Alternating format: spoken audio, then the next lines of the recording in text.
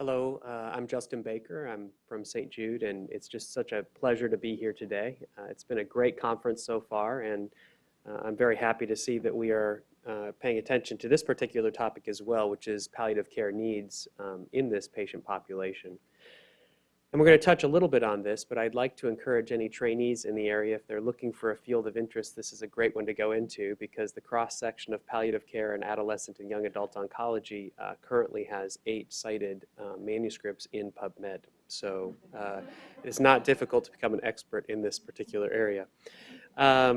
I'm going to quickly define palliative care and provide a brief update as there's variable knowledge in this room about palliative care and the cross-section of adolescent and young adult oncology. I'm going to talk about the additional complexities which have been highlighted throughout the conference so far, but I'll highlight some of those that I see on a day-to-day basis. I'm going to try to provide some practical approaches for communicating with the AYA population about palliative care issues, and I'm going to provide some clinical pearls at the end. And all of this will be as evidence-based as possible, but it will be a lot of clinical recommendations based on my experience and others in the field.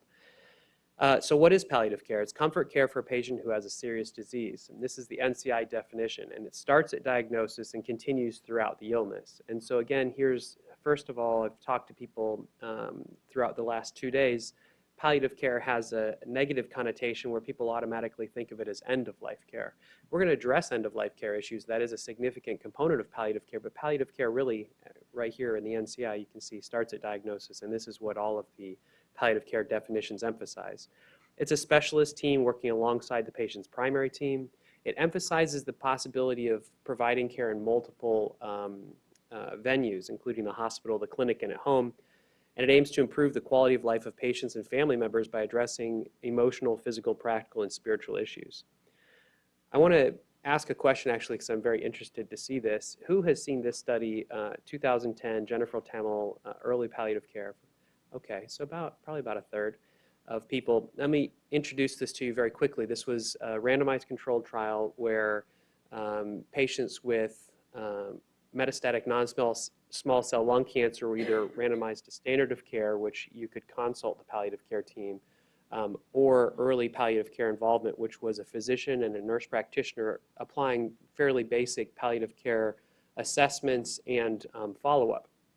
And in the palliative care arm, there's better quality of life, less anxiety and depression. Both of those I would have anticipated. You're putting more emphasis on this. These patients used fewer hospital resources, so they were actually cheaper to care for. They got less chemotherapy in the last 2 months of life. And then the big hitter here is that they lived longer. So here you have a patient population where if you were going to create a drug that did this, it would be $1 billion drug. And it is the early integration of palliative care that we're talking about. And as I mentioned, this was not a overly resource-intensive intervention, and it's something that in reality saved resources in the long run. And so talking about early integration of palliative care makes an awful lot of sense. And also it's come out where the American Society of Clinical Oncology, based on this and 7 other studies, came out with a provisional clinical opinion that said it's the panel's expert consensus that combined standard oncology care and palliative care should be considered early in the course of illness for any patient with metastatic cancer and/or high symptom burden. And then emphasizing what we're trying to do here in this particular session, strategies to optimize concurrent palliative care and standard oncology care should be an area of intense research. And I definitely concur with that. When you talk about integration, though, many palliative care providers think about palliative care just in the context of a consult-based service, and you can't do that. You know, at St. Jude, for instance, we have 500 new patients that come through the door. That doesn't seem like a huge number, but in the pediatric world, that's a big number. And our palliative care team has 1 physician and 2 nurse practitioners. And to see every single one of those 500 patients would not be possible and to follow them longitudinally. So the way you have to think about this is really a 3-tiered approach. There's an on-demand approach, which is a typical consult service. That has to be an excellent service. It has to be kind of the face of the program. But then there have to be specific populations and levels of care that you target whether or not you're consulted. This may be in the ICU. This may be patients with very high-risk brain tumors. This may be patients with relapsed disease. And then there has to be an institutional basis for integrating palliative care for every single patient. A great example of this is a policy like a pain policy, where a patient who has receives a pain intervention has follow-up an hour later of assessment, and that's documented and tracked longitudinally. Or we track a quality indicator that we track at our institution is access to palliative care or hospice services for those patients with progressive cancer who die. How many of those patients had access or were enrolled on hospice or our palliative care service? It also comes down to education at the institutional level, and it's also resource driven. This is where specific resources have to be given to palliative care, and education has to be integrated throughout the institution. And so integration is really key. When we talk specifically about adolescent young adult palliative oncology care, that's a lot of words kind of put together there, right? Adolescent young adult palliative and oncology care. We're really looking at issues and domains as far as a sociologic domain, a physical domain. And when you look at each of these issues, it's quite interesting to consider what is an adolescent going through versus kind of the young adult group. And it really does get back to Karen's presentation on, the developing mindset of these patients. There are psychological, physiological, and pharmacologic domains as well. And what happens is all of this is changing across time. And this is in the context of a changing family dynamic, and also in the context, when we're talking about palliative care and specifically end-of-life care, increasing symptom burden and emotional stressors. And so you want to really think about the concept of total suffering. And you want to, when you're addressing palliative care needs in your adolescent young adult oncology program, you want to be looking at psychological, social, cultural, spiritual pain and other physical symptoms as addressing this issue of suffering.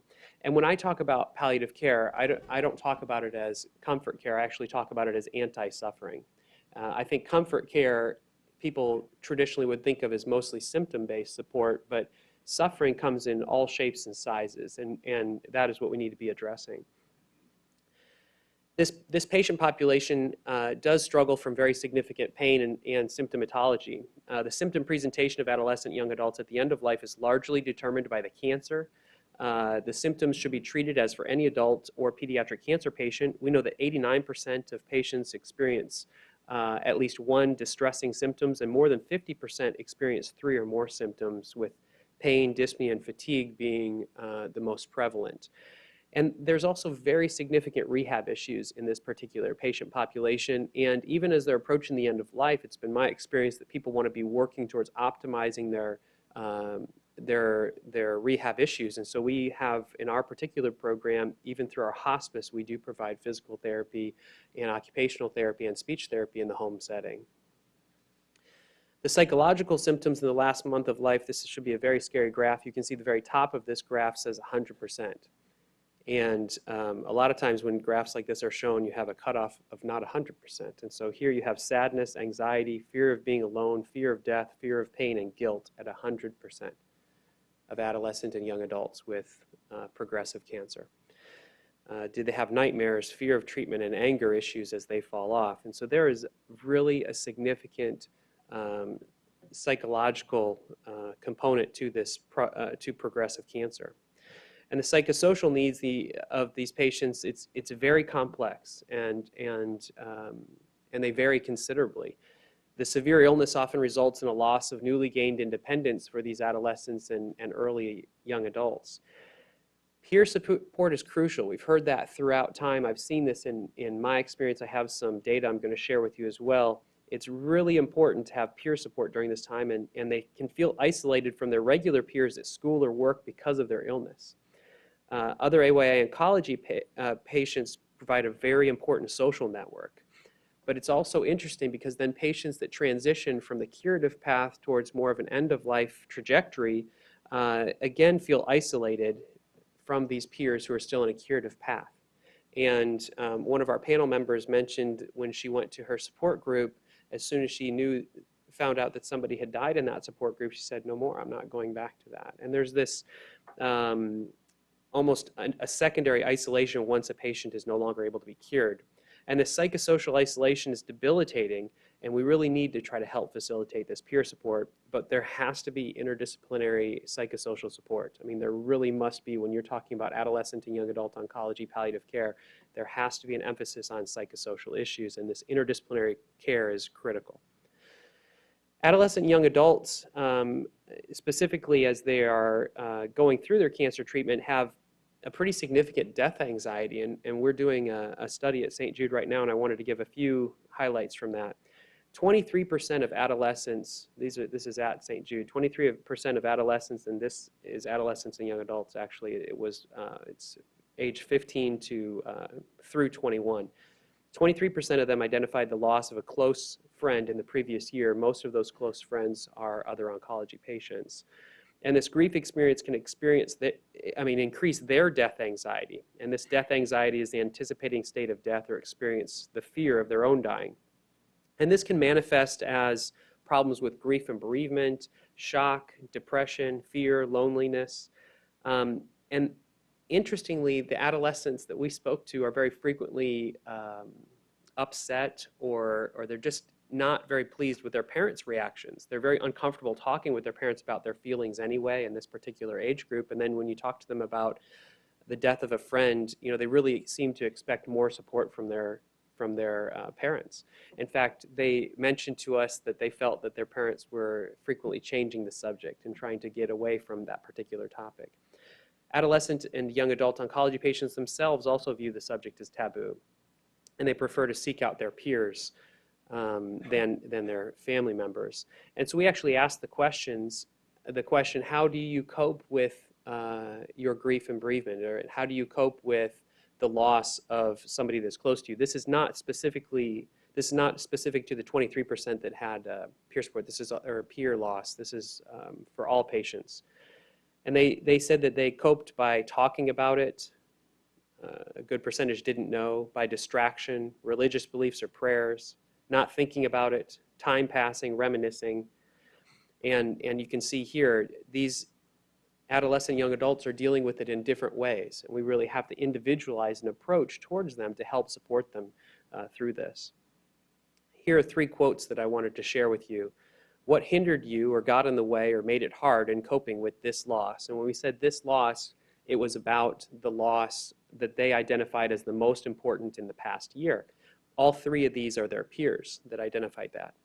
My actual situation, so what hindered you? My actual situation dealing with an illness and worries because my friend's family was so devastating. Devastated is what he was saying here. This was after his friend had just died. His friend's family was devastated, and so he was thinking about this himself. I think that what made it harder for me to cope with this loss was the thought of something happening to me or other people who are in my same situation, since some of these deaths occurred when doctors and other professionals told them they were fine. Speaking about another friend who had died, sometimes his mother posted really depressing things about her grief on Facebook. These are things that our adolescent and young adults are dealing with on a day-to-day basis, and that we have to be addressing proactively. One of the things that we know in this particular group, and we had a great discussion about this over dinner last night, advanced care planning helps. This is specific to the adolescent population here, but we also know that when talking about advanced care planning, when you bring in the contemplation of what if, so the way that I describe this to my oncology fellows that I work with is talking to families about the what if and about the possibility of their cancer coming back before it has come back. We know from our families that we've spoken to that we have a bereaved parent panel that help us understand that the possibility of the cancer coming back is a realistic possibility and allow us to talk about it when we want to talk about it. In this particular situation, in a structured-based approach with family-centered advanced care planning for teens with cancer, in the group where there was basically a protocolized approach taken towards helping, and this is actually with case scenarios, this is not in their own particular issue, but trying to say, okay, if this is going on in my life, this is what I would want to have done. And for patients where education was provided and there was this family-centered advanced care planning approach, there was better congruence between what the adolescents would want and what the families thought the adolescents would want. and the intervention adolescents were significantly better informed about the possible end-of-life decisions that they may face. And in this case, advanced care planning enabled families to better understand and honor their adolescents' wishes. And one approach that I think is very helpful to think about, and we talked about this in the last session, is this integrated approach towards assessments. And some of the questions that came up brought this up, where it really needs to be a standardized approach where at particular points in time, at particular issues as they come up, that we have a model where we are integrating, I call them palliative care concepts, we could call them psychosocial concepts, you could call them many different things, but at the point of diagnosis, we need to be discussing advanced care planning. And when you're talking about integrating palliative care, you need to provide an education about palliative care. That doesn't necessarily mean you come in and you talk about end-of-life care planning at the very first meeting, but it does mean that you talk about the resources that may be available for palliative care in your institution. You have education about palliative care integrated into their new patient orientation and things like this. And then we should be applying routine distress assessment tools, which would include pain and other symptoms, but also psychosocial distress. Then you can imagine at a point of disease evaluation, and Joan and I have worked on a study in this regard, but at a point of disease evaluation, what I try to do with my patients is, even if it's a good MRI, you know, let's say for my brain tumor patients, they have a good MRI scan, but we know they have a very bad disease, we go ahead and talk about, well, this is excellent news. Look at how the tumor has shrunk. But remember, we're still facing a very difficult time in that this tumor has not gone away and it's likely to return. Would you like to talk about what that might be like when that tumor, if it were to come back? And this what-if conversation, if they say no, then you don't talk about it. But you give them the opportunity to discuss these issues. And again, really integrating palliative care, when we talk about models of care delivery, it has to be in a proactive manner. It can't be in a reactive manner. When you have a palliative care oncology service that is devoted only to the consult-based approach, it turns really into an end-of-life care team. Whereas when you have a proactive approach, you're dealing with symptoms and psychosocial distress on the front end, and you're giving these patients more resources, more time that can be devoted to these issues. And so I'd really encourage you, as you go back to your institutions, to be contemplating something, I call this the embedded expert model, where you're really looking at having somebody with palliative care expertise doing these kinds of assessments in a routine and regular manner, where you're utilizing validated tools and integrating this into the care. And then at any point that this embedded expert, so say this is a palliative care trained nurse in a particular clinic, if that person needs help from the whole consult team, then go ahead and do the consult. And so when we speak specifically about advanced care planning issues, we really should use these what-if conversations whenever families and adolescent young adults want to discuss advanced care planning issues. Specifically to end-of-life care, the adolescent young adult population cognitively understands that death is permanent and irreversible. There's a sense of immortality that may act as a defense mechanism. Acceptance may appear in response to the fatigue of the overall journey. I've seen this time and time again where it just seems to be where they really have this mentality, I'm going to beat this cancer, but then eventually the reality and just being tired, they don't want to come to the hospital any longer, and we have to provide possibilities for them to get that care they need at home. And don't just assume that because an adolescent young adult doesn't talk about death that they're not thinking about it. Again, give them an opportunity. I wanted to talk about what a good death was. I air quote this because I think the best way to palliate a patient is to cure them. I'm going to say that right up front. However, there is a large percentage of patients that we can't cure. And when we can't cure them, we really do need to work towards a good death. And a good death, as defined by the National Quality Forum, means there's effort to manage symptoms, to provide an opportunity for spiritual and personal growth, to provide care in a familiar setting surrounded by loved ones. That means emphasis needs to be made at determining where is their desired location of death. Provision of understandable evidence to guide decision-making and planning. Confidence that there will not be financial, emotional, or physical burdens to family members, or at least that these will be addressed. And the right of self-determination and control of treatment. Just as some very quick pearls, trust is critical in this patient population. You have to maintain, you have to establish and maintain a therapeutic relationship. And when we talk about this therapeutic relationship really means that you align with this patient and family, and you talk to them and you say things like, the phrase I use is, I'm really sorry, because if you don't want me to be your doctor, it's just too bad for you because you're stuck with me. And you say thick or thin, highs and lows, I'm with you through this, and then you prove that to them by being there through all these times. And in this patient population, that is absolutely critical. This patient population does not deal well with transitions from provider to provider to provider.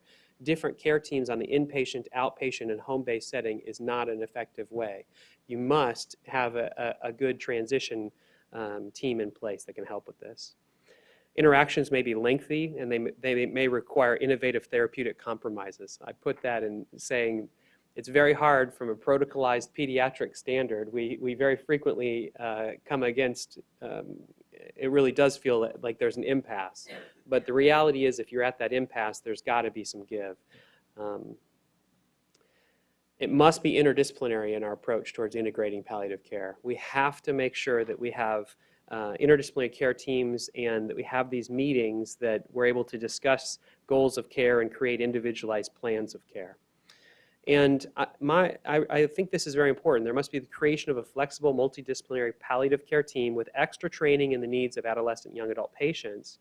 And these patients have to be, these providers have to be able to go to pediatric and adult facilities. And right now we're able to do that. We have access to an adult inpatient hospice, adult hospital facilities. We provide care in our home-based setting, in our hospital, and our ICU. So we had to do that through special contracting. We had to negotiate all sorts of new contracts, but recognizing that this transition issue is such a big issue, we went over those, past those hurdles.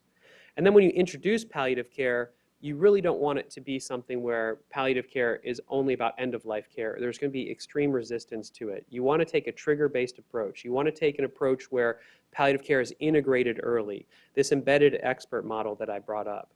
And we know that early concurrent involvement of the palliative care team is helpful, as I mentioned from the TEML study. And the problem with late referrals, like I mentioned, is you just end up adding to the anxiety of patients and families. And so when we talk about this integration, really think about integration of palliative care institutionally and on these 3 layers. And then we have a model that we use at St. Jude, which is called the Individualized Care Planning and Coordination Model. Palliative care is traditionally very touchy-feely. It's something where we come in, we sit, we chat, we use very effective techniques of active listening, and these are very helpful techniques, but then we don't necessarily always have a coordinated and kind of a standard approach. And the way that we do this at St. Jude is we take advanced care planning, ethical considerations, symptom control, emotional, social, and spiritual care, care coordination, care continuity, care of the imminently dying patient, and bereavement care, and we address each of these areas with standard operating procedures. And so we have separate protocolized approach where, again, we're not necessarily saying, one good example is anticipating location of death. So talking to families about their desired location of death, that's the quality indicator. The quality indicator is not necessarily helping a patient to die at home. It's making sure that we understand where they want to die and then trying to facilitate that. And that's something that we would help through both end-of-life care planning, standard operating procedure, as well as our care of the imminently dying. And so in summary, the principles of palliative care are readily transferable to adolescent and young adults. But the interplay with the psychosocial and existential issues, it really characterizes this special subgroup of palliative care. And we really do have to have special palliative care expertise to help treat with integrate with adolescent and young adult oncology patients. Integration is the key. If I had to tell you 2 main things, it would be establish a therapeutic alliance and integrate palliative care. Create a clinical adolescent and young adult team that includes palliative care experts. I think having an interaction with a palliative care expert during your adolescent young adult oncology meetings would be a fabulous thing to do. Culture of care is critical. Palliative care really is at various stages, at various institutions, and the better the culture for palliative care, the more that these kinds of issues are integrated and the easier it is to do that.